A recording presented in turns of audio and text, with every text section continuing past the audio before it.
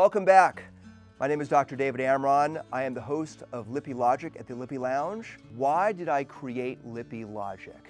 There are really two reasons. The first one is pretty obvious. This disease needs increased awareness. We need to educate more people about this disease. We need to decrease the ignorance about this disease. It's still crazy how few people know about this disease. It's getting better, and that's a good thing, but it needs to get better even faster. This disease was defined very well in 1940 at the Mayo Clinic, and still the majority of people don't know about it, and the majority of doctors don't know about it. I would say that probably 5%, maybe 10% of doctors actually know what lipedema is, and that's a problem. Most people don't know about it. People are wasting years of their lives, money, energy, getting misdiagnosed, going down the wrong way of treating things, and that has got to change. So the first thing is to increase awareness about this disease. This series is going to look at a lot of different topics. It's going to look at genetics and family history. It's going to define what lipedema is, the symptoms, the signs of it.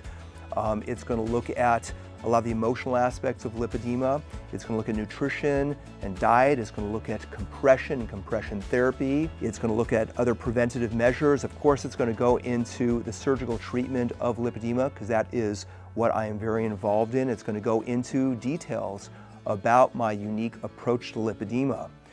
It's going to look at anesthesia, technique, tools that are involved, treatment plans, as I call them, for surgical patients. It's going to look at other reconstructive things that are done. Dr. Gabrielle Davis is going to be here talking about certain tightening procedures. It's going to be a really needed library, as I mentioned, that's going to exist long-term on YouTube and Instagram for you to go to and find and to share with other people. It's going to be impossible to be completely impartial, I'm going to tell you. I'm going to try to be as objective as possible. I have my unique way of going about doing things and my beliefs about things. Not everybody's going to agree with things. Surgeons may disagree with things I'm saying, and that's okay. You know, it's been too long that we've been too quiet about this disease. It's time to increase the discussion and increase possibly the debate about things. So, like I said, things are not always going to be agreed upon in terms of what I'm saying. I'm going to speak my mind about things as much as possible also. So I'm excited about this series. I'm excited to share it with you. Those are the two reasons I've created it, to increase awareness and to share my thoughts about things. I also want to do something a little bit more significant.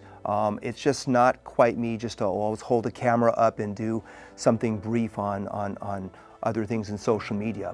I wanted something a little more my own unique style and to have a library about all these important things. So I want to tell you why I call the show Lippy Logic and how this came about. Actually, I've got to give credit to my wife.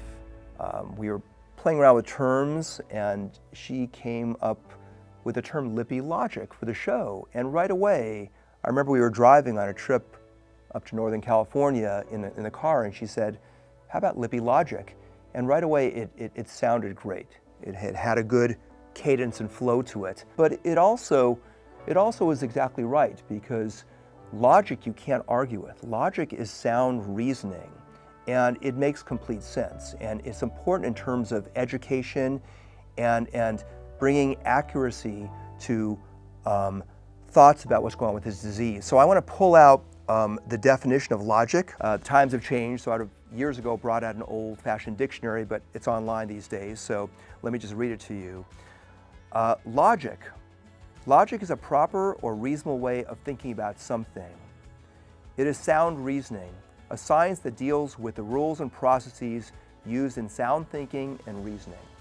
There needs to be more logic about lipedema. It's not logical that this disease is not being paid attention to more. It's deserving of increasing attention and more logic about it.